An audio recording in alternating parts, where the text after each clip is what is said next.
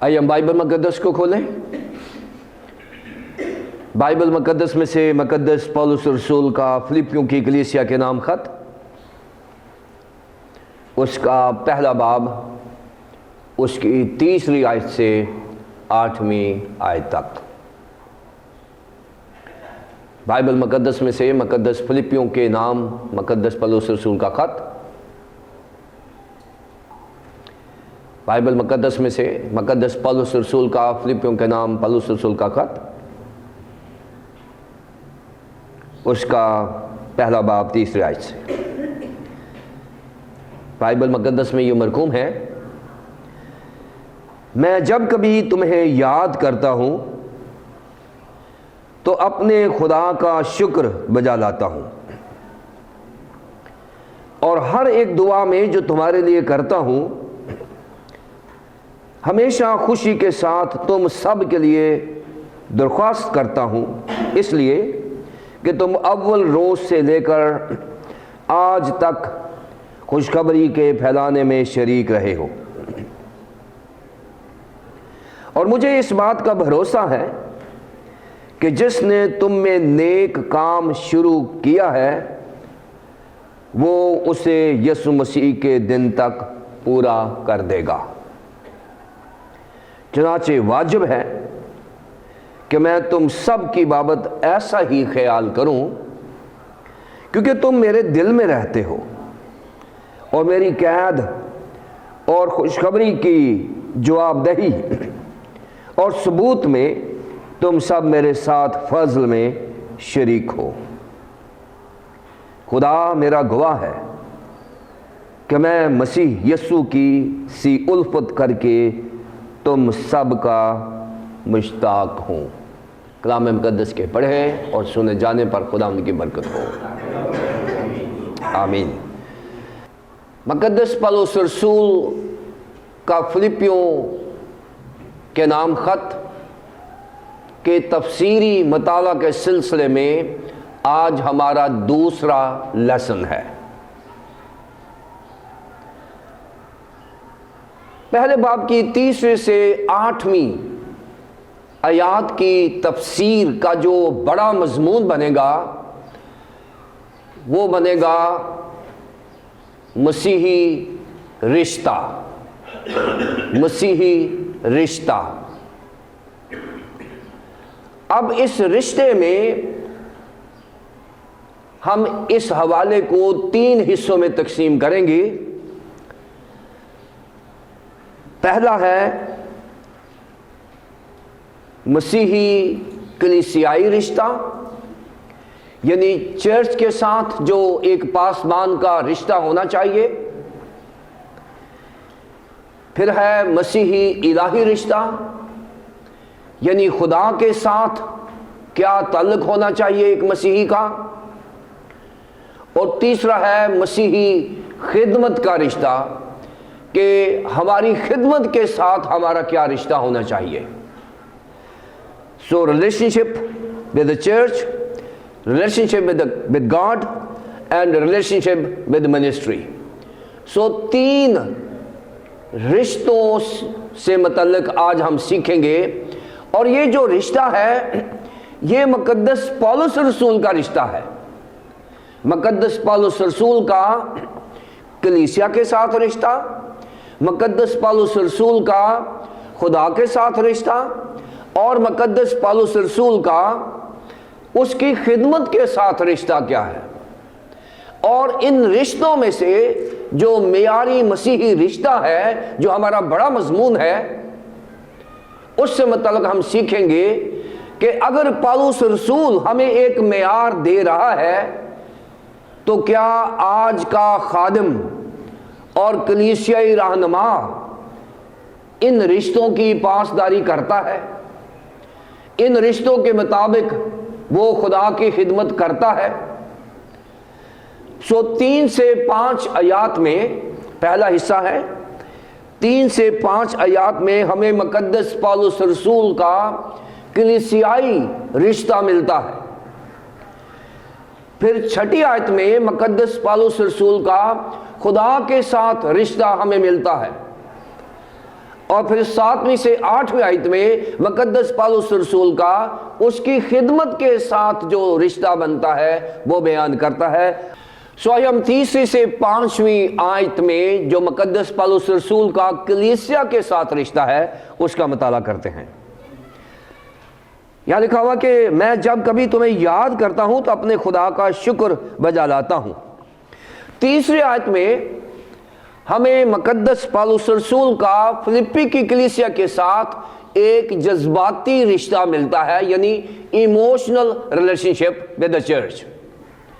اب مقدس پالوس رسول کلیسیا کے ساتھ جو اس کا رشتہ ہے اس کو 3 حصوں میں بیان کرتا ہے۔ 3 آیت میں وہ جذباتی رشتے کی بات کرتا ہے، 4 آیت میں وہ ایک روحانی رشتے کی بات کرتا ہے، اور 5ویں آیت میں وہ ایک بشارتی رشتے کی بات کرتا ہے۔ سو اس کا مطلب یہ ہے کہ جو ایک خادم ہے مقدس پالوس رسول کی طرح، اگر کلیسیا میں 3 طرح کا رشتہ نہیں رکھتا تو وہ بائبل کا خادم نہیں ہے، کیونکہ بائبل نے بائبل کے خادم کا معیار دیا ہے۔ بائبل مقدس جو ہے وہ بائبل کے خادم کا معیار دیتی ہے، خادم کا معیار نہیں دیتی۔ خادم ہونے کا دعویٰ تو بہت کرتے ہیں، لیکن بائبل کا خادم جو ہے مقدس پالوس رسول کہتا ہے کہ اگر کسی خادم کا کلیسیا کے ساتھ جذباتی رشتہ ہے اور کلیسیا کے ساتھ روحانی رشتہ ہے اور کلیسیا کے ساتھ بشارتی رشتہ ہے، یہ 3 رشتے خادم کی خدمت کو 4 چاند لگا دیتے ہیں۔ اب 3 آیت میں جذباتی رشتے کا ذکر کیا گیا ہے۔ میں جب کبھی تمہیں یاد کرتا ہوں تو اپنے خدا کا شکر بجا لاتا ہوں۔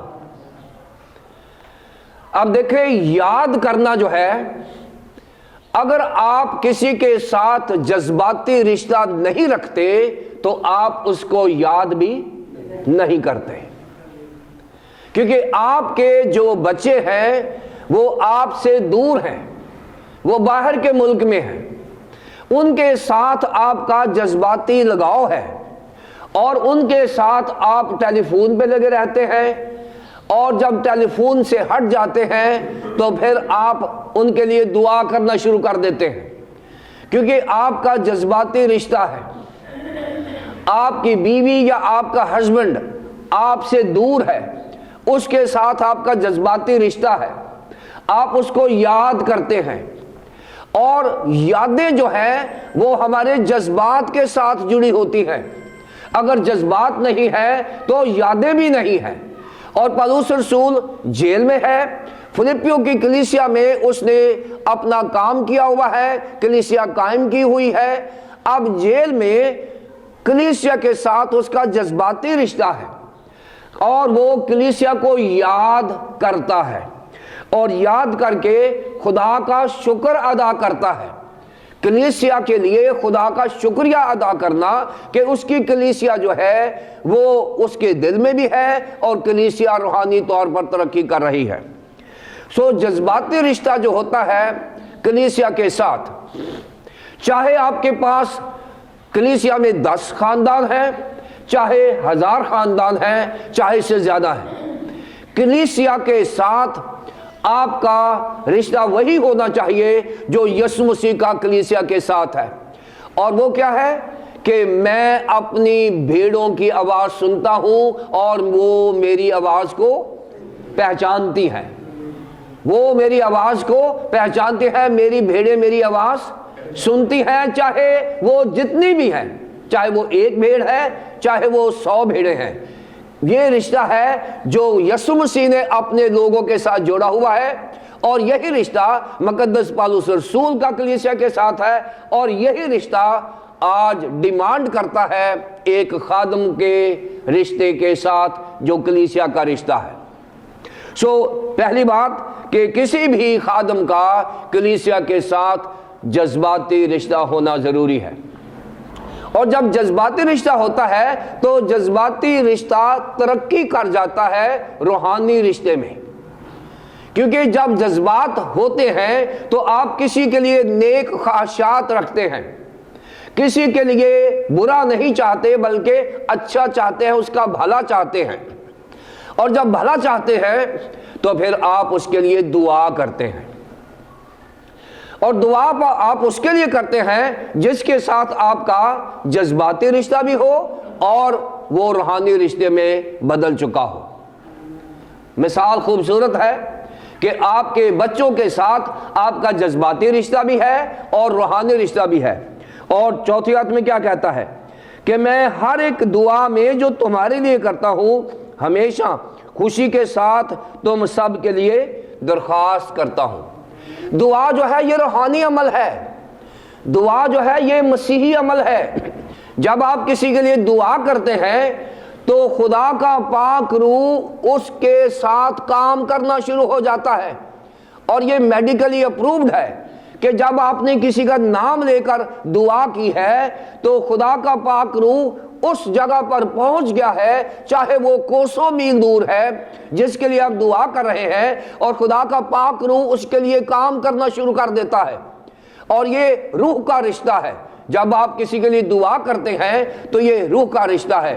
سو دعائیں کرنا، کسی کے لیے نیک خواہشات کے حامل ہونا، کسی کے لیے اچھا اور بھلا اور چنگا چاہنا، یہ روحانی رشتے کے سائنز ہیں، نشانات ہیں۔ پہلا رشتہ ہے کلیسیا کا مقدس پالوس رسول کے ساتھ جذباتی رشتہ۔ اب مقدس پالوس رسول کا روحانی رشتہ، اور 5ویں آیت میں اس لیے کہ تم اول روز سے لے کر آج تک خوشخبری پھیلانے میں شریک رہے ہو۔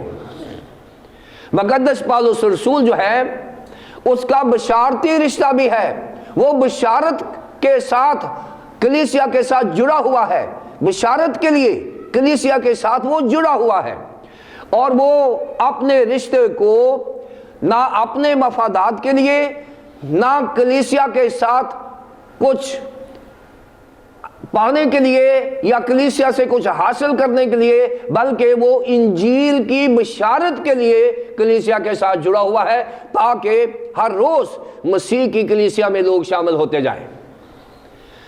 اور یہ جو شراکت ہے، اس کے لیے جو یونانی زبان کا لفظ ہے وہ کوئنونیا ہے، کوئنونیا۔ اور کوئنونیا جو ہے یہ 4 طرح سے استعمال کیا جاتا ہے۔ یہاں جو مقدس پالوس رسول ہے یہ شریک کے لیے، شراکت کے لیے کوئنونیا یونانی زبان کا لفظ ہے، اور 4 طرح سے یہ استعمال ہوتا ہے یونانی زبان کا جو شراکت کے لیے لفظ ہے۔ جب یونانی لوگ کسی کے ساتھ بزنس کرتے ہیں، کاروبار کرتے ہیں، تو اس کو کوئنونیا کہتے ہیں۔ یعنی کوئنونیا جو ہے یہ ایک طرح کی بزنس کی شراکت ہے، یعنی کوئنونیا جو ہے یہ ایک طرح کے بزنس کی شراکت ہے کہ آپ کسی کے ساتھ لین دین کر رہے ہیں، بزنس کر رہے ہیں، اور اس کو ہم کاروباری شراکت کہتے ہیں۔ دوسرا ہے میریٹل کوئنونیا، یعنی شادی جو ہوتی ہے، میاں بیوی جب بنتے ہیں، ایک عورت اور ایک مرد جب خدا کے نام سے جڑتے ہیں، اس فیلوشپ کو بھی جو انتہائی انٹیمیٹ فیلوشپ ہے اس کو بھی کوئنونیا کہا جاتا ہے۔ یعنی میریٹل جو فیلوشپ ہے اس کو بھی کوئنونیا کہتے ہیں۔ تیسری بات کہ جب آپ ہم خدمت ہوتے ہیں، جب آپ ایک ہی منسٹری میں کام کرتے ہیں، جس طرح ہماری علیم ٹیم ہے، ہم کوئنونیا ہیں، ہم خدا کے مقصد کے لیے اکٹھے ہوئے ہیں اور ہم شراکت کرتے ہیں۔ اور چوتھی ہے ایمانداروں کی فیلوشپ کو بھی کوئنونیا کہا گیا ہے، جو ہمارے ایمان کا حصہ ہے، جو ہم رسولوں کے عقیدے میں پڑھتے ہیں، اور میں ایمان رکھتا ہوں پاک کلیہ کلیسیا پر اور مقدسین کی شراکت پر۔ اور یہ جو 4 میننگز ہیں یہ مقدس پالوس رسول یہاں استعمال کر رہا ہے۔ وہ کہہ رہا ہے کہ میں اپنی کلیسیا کے ساتھ جذباتی رشتہ رکھتا ہوں، میں روحانی رشتہ رکھتا ہوں، اور میں اپنی کلیسیا کے ساتھ بشارتی رشتہ رکھتا ہوں، جس میں شراکت اور رفاقت پائی جاتی ہے۔ اور شراکت اور رفاقت کیا ہے کہ میرا بزنس چل رہا ہے کلیسیا کے ساتھ، میں روحوں کا لین دین کرتا ہوں، میرا جو کاروبار ہے وہ روحوں کا کاروبار ہے، میں روحیں جیتنے کی بات کر رہا ہوں۔ میرا جو روحانی کاروبار ہے وہ کلیسیا کے ساتھ روحیں جیتنے کا کاروبار ہے۔ دوسرا کہہ رہا ہے کہ میرا ایک میرٹل سٹیٹس ہے کلیسیا کے ساتھ، کیونکہ پاسبان جو ہوتا ہے وہ ایک عہد کے رشتے میں جڑ جاتا ہے، اور اسی طرح جب پاسبان بنتے ہیں یا بشپ صاحبان بنتے ہیں تو ان کو اس انگلی میں رنگ پہنایا جاتا ہے، اس لیے کہ یہ رنگ جو ہے یہ جڑنے کی علامت ہے، یہ عہد کی علامت ہے۔ اور پالوس رسول یہ کہہ رہے ہیں کہ میرا کلیسیا کے ساتھ عہد کا رشتہ ہے، میں جینے مرنے تک ان کے ساتھ ہوں، کلیسیا کے ساتھ ہوں۔ پاسبان جو ہے اس کے لیے لازمی ہے کہ وہ ایک عہد کے رشتے میں جڑ جائے تاکہ رفاقت اور شراکت قائم رہے۔ پھر خدمت ہے، جس طرح مقدس پالوس رسول کے ساتھ ہم خدمت یہاں مقدس تیموتھیوس نظر آتا ہے، اور خداوند یسوع مسیح کے ساتھ اس کے 12 شاگرد اور بہت سی خواتین اس کے ارد گرد ہیں جو اس کی منسٹری میں اس کی ہیلپ کر رہی ہیں، اس کو بھی کوئنونیا کہتے ہیں۔ اور مقدس پالوس رسول جو ہے وہ کلیسیا کو اور اپنے ہم خدمت تیموتھیوس کو اور بھی لوگ جو اس کے گرد ہیں وہ یہ بتاتا ہے کہ ہماری فیلوشپ جو ہے وہ خدمت کے لیے ہے، ہم خدمت کرنے کے لیے یہاں اکٹھے ہوئے ہیں۔ اور پھر چوتھی جو فیلوشپ ہے اس میں ایمانداروں کا اکٹھا ہونا ہے۔ سو پالوس رسول کہتا ہے کہ تم اول روز سے ہی میرے ساتھ بشارتی کاموں میں شریک ہو، یعنی آپ نے بشارت کی ہوئی ہے۔ سو مقدس پالوس رسول 3 سے 5 آیات میں اپنے رشتے کی بات کرتا ہے کہ میرا کلیسیا کے ساتھ جذباتی رشتہ ہے، اور میرا کلیسیا کے ساتھ روحانی رشتہ ہے، اور میرا کلیسیا کے ساتھ بشارتی رشتہ ہے۔ اور یہ جو رشتے ہیں یہ آج کے لیے ماڈل ہیں۔ کیا آج کا خادم کلیسیا کے ساتھ ان رشتوں میں جڑا ہوا ہے؟ اگر جڑا ہوا ہے تو پھر وہ بائبل کا خادم ہے، اگر نہیں جڑا ہوا تو پھر وہ خادم تو ہوگا لیکن بائبل کا خادم نہیں ہو سکتا۔ 3 سے 5 آیات میں ہم نے ایک رشتے کی بات کی۔ پھر اس کے بعد مقدس پالوس رسول کا خدا کے ساتھ رشتہ کیسا ہے؟ 6 آیت میں دیکھیں، پہلے ہے کلیسیا کے ساتھ رشتہ، اب ہے خدا کے ساتھ رشتہ۔ 6 آیت میں کیا لکھا ہے؟ اور مجھے اس بات کا بھروسہ ہے کہ جس نے تم میں نیک کام شروع کیا ہے وہ اسے یسوع مسیح کے دن تک پورا کر دے گا۔ اب یہ خدا کی انڈرسٹینڈنگ ہے جو مقدس پالوس رسول کے پاس ہے۔ اب خدا سے متعلق وہ کیا سیکھتا ہے؟ خدا سے متعلق وہ 3 باتیں سیکھتا ہے۔ پہلی بات وہ کہتا ہے کہ خدا جو ہے وہ ٹرسٹ وردی ہے۔ جو مقدس پالوس رسول کا خدا ہے وہ کہتا ہے وہ قابل اعتماد ساتھی ہے، وہ چھوڑنے والا نہیں ہے۔ اور وہ کہتا ہے کہ مجھے اس بات کا بھروسہ ہے۔ 6 آیت میں کیا کہتا ہے؟ مجھے اس بات کا بھروسہ ہے، مجھے ٹرسٹ ہے، مجھے یقین ہے، مجھے اعتماد ہے، جو میرا خدا ہے میں اس پر بھروسہ کر سکتا ہوں۔ مقدس پالوس رسول پہلے وہ کلیسیا کے ساتھ بات کر رہا ہے، وہ کہہ رہا ہے کہ میں جس خدا کو مانتا ہوں وہ ٹرسٹ وردی ہے، میں اس پر بھروسہ کر سکتا ہوں، وہ جو کام شروع کرے گا اس کو جاری بھی رکھے گا اور اس کو اختتام تک بھی پہنچائے گا، یہ بھروسہ ہے۔ اور پالوس رسول کا خدا اگر اس پر بھروسہ کرتا ہے تو پھر ہم کیوں خدا پر بھروسہ نہیں کرتے کہ جو کام اس نے میری زندگی میں شروع کیا ہے، جو کام اس نے آپ کی زندگی میں شروع کیا ہے، جو کام اس نے کلیسیاؤں کی زندگی میں شروع کیا ہے، جو کام اس نے ہماری خدمت میں شروع کیا ہے وہ شروع بھی کرے گا، جاری بھی رکھے گا اور بالآخر اختتام پذیر ہوگا، کیونکہ ہمارا خدا کامل خدا ہے، وہ کبھی بھی کسی کام کو ناکام نہیں چھوڑتا۔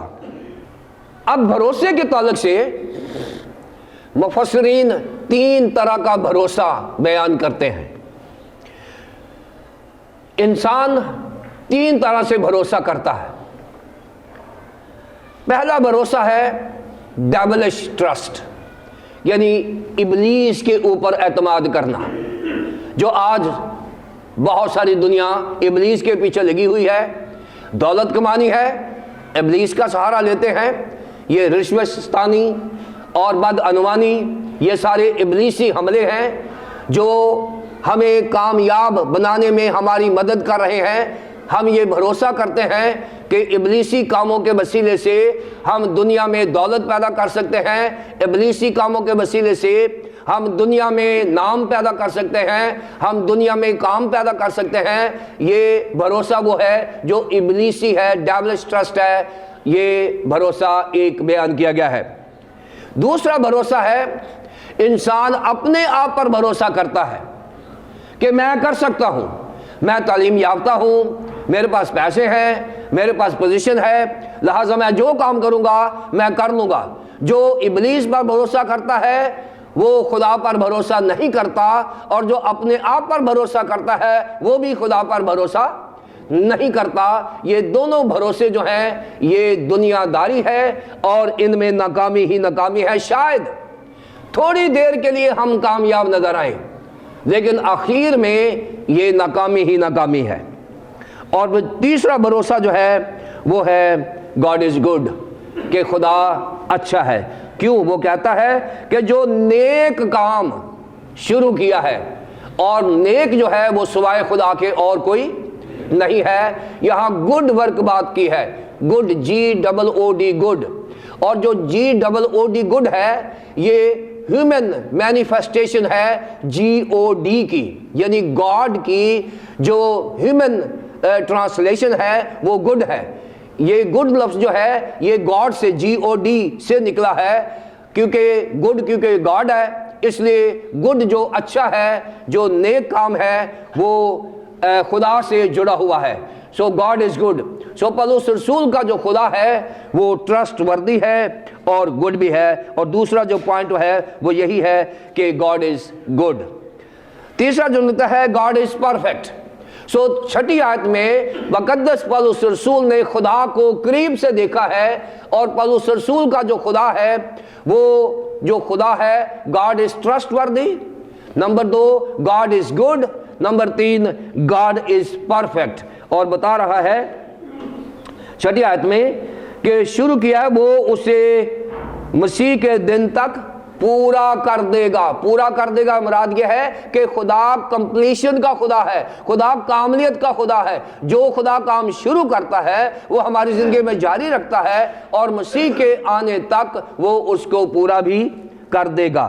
یہ جو مسیح کا دن ہے یہ بائبل کے نئے عہد نامے میں یہ ہمارے لیے استعمال 6 مرتبہ ہوئی ہے، اور 3 مرتبہ فلپیوں کے خط میں ہوئی ہے۔ مسیح کا دن یا لکھا ہوا ہے کہ مسیح کا دن، یہ 6 بار نئے عہد نامے میں استعمال ہوئی ہے یہ اصطلاح، اور 3 بار یہ فلپیوں میں ہوئی ہے۔ کیوں؟ کیونکہ فلپیوں میں خدا کی جو قربت ہے پولس کے ساتھ اور کلیسیا کے ساتھ وہ بڑی کھل کے سامنے آئی ہے، اور مسیح کا دن جو ہے یہ ایسکٹالوجی ہے، یہ علم الآخرت سے متعلق بتایا گیا ہے کہ خدا جس نے ہماری زندگی میں کام شروع کیا ہے وہ یسوع مسیح کی آمد ثانی تک پورا کر دے گا۔ یہاں ایسکٹالوجی بھی بیان کی گئی ہے۔ تیسرا حصہ ہے ہمارا ministerial relationship of Paul with the church, خدمت کے تعلق سے جو مقدس پولس رسول کا کلیسیا کے ساتھ رشتہ ہے۔ 7ویں آیت سے دیکھیں، چنانچہ واجب ہے کہ میں تم سب کی بابت ایسا ہی خیال کروں، کیونکہ تم میرے دل میں رہتے ہو، اور میری قید اور خوشخبری کی جواب دہی اور ثبوت میں تم سب میرے ساتھ فضل میں شریک ہو۔ خدا میرا گواہ ہے کہ میں مسیح یسوع کی سی الفت کر کے تم سب کا مشتاق ہوں۔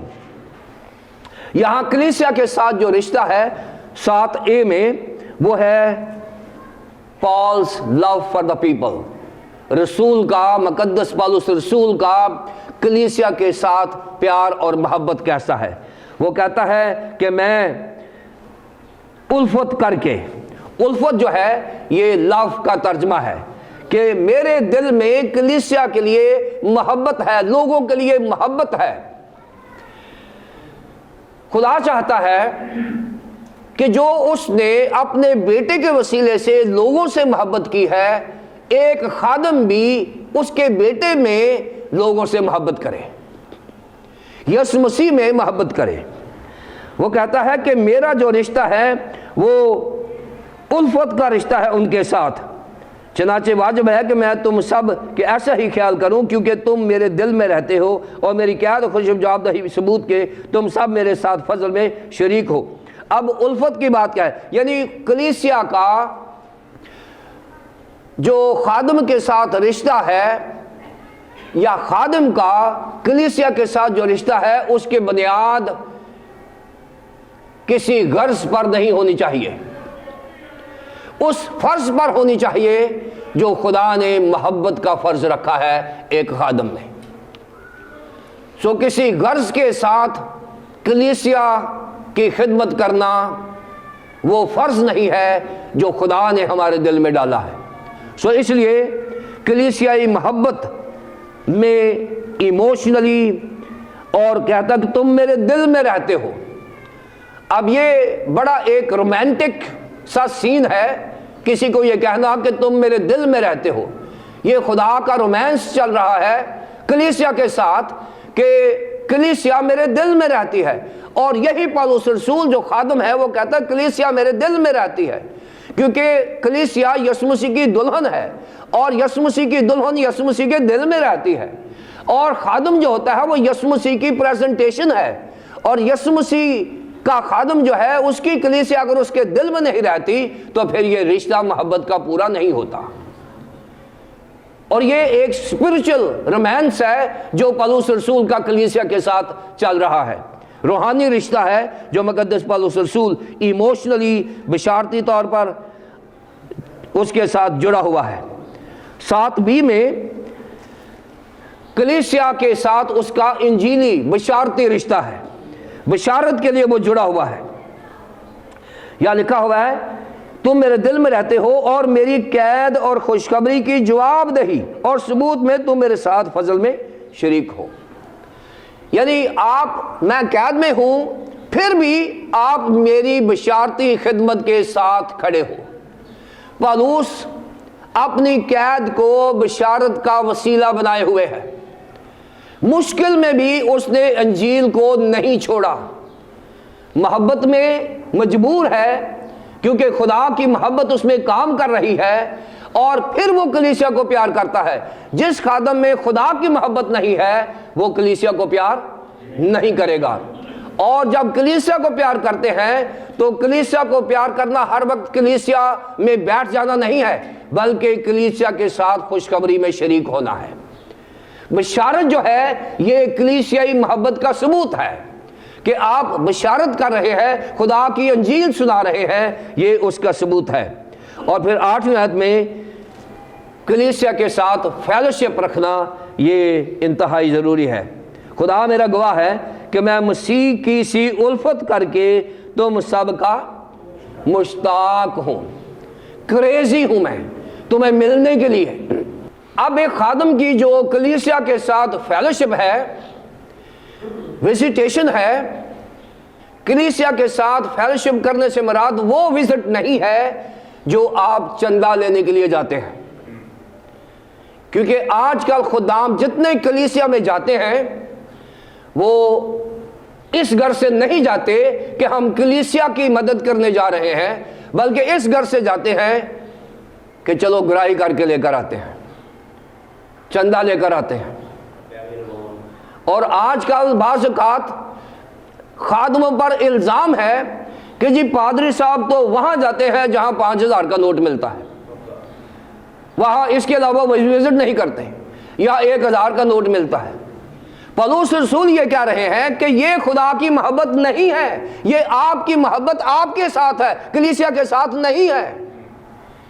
کلیسیا میں وزیٹیشن کا مقصد چندہ اکٹھا کرنا نہیں ہے، کلیسیا میں وزیٹیشن کا مقصد ان کو برکت دینا ہے۔ آپ دینے جا رہے ہیں، لینے نہیں جا رہے۔ پولس رسول کہتا ہے کلیسیا میں جب بھی جائیں دینے جائیں، ان کو برکت ملے، آپ لینے نہ جائیں، کیونکہ اگر آپ یہ بھروسہ کرتے ہیں جیسے پچھلے پوائنٹ میں ہے کہ خدا ہماری تمام ضروریات کو پورا کرتا ہے، اگر ویسے کلیسیا کا دل کھلتا ہے تو بہت اچھا ہے، لیکن اگر آپ کا دل پہلے سے کھلا ہوا ہے لینے کے لیے تو یہ اچھا نہیں ہے۔ کلیسیا کا دل دینے کے لیے کھلا ہوا ہے تو وہ برکت کی بات ہے، لیکن اگر آپ کا دل لینے کے لیے کھلا ہوا ہے یہ برکت کی بات نہیں ہے۔ سو یہاں فیلوشپ سے مراد کلیسیا ایمانداروں کی جماعت ہے، وہ آپس میں ملے، خادم وہاں پر جائے اور ان کو روحانی برکت ملے۔ وہ کہتا ہے خدا میرا گواہ ہے، اس نے خدا کو گواہ بنا لیا ہے۔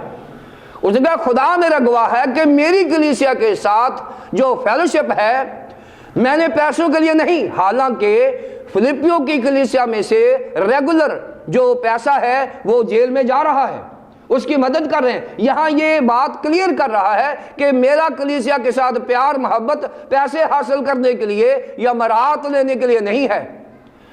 آج لوگ مراعات لینے کے لیے غیر ضروری طور پر مختلف کلیسیاؤں کے ساتھ جڑے ہوئے ہیں، اور یہ بائبل کے خلاف ہے۔ اگر آپ بھروسہ کرتے ہیں کہ خدا آپ کے ساتھ ہے تو اپنے 3 رشتے کلیسیا کے ساتھ ٹھیک کر لیں۔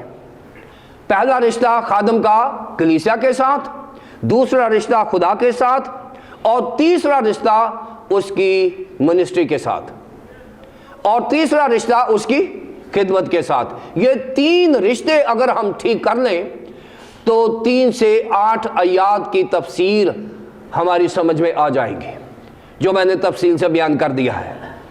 سو آج میرے لیے اور ہم سب کے لیے جو یہاں بیٹھے ہوئے ہیں اور جو یوٹیوب پر سن رہے ہیں، سوشل میڈیا پہ سن رہے ہیں، ان کے لیے چیلنج یہ ہے کہ اگر آپ بائبل مقدس کے خادم ہیں تو اپنی خود غرضانہ خدمت سے کنارہ کریں اور خدا کی خدمت کی طرف دھیان دیں۔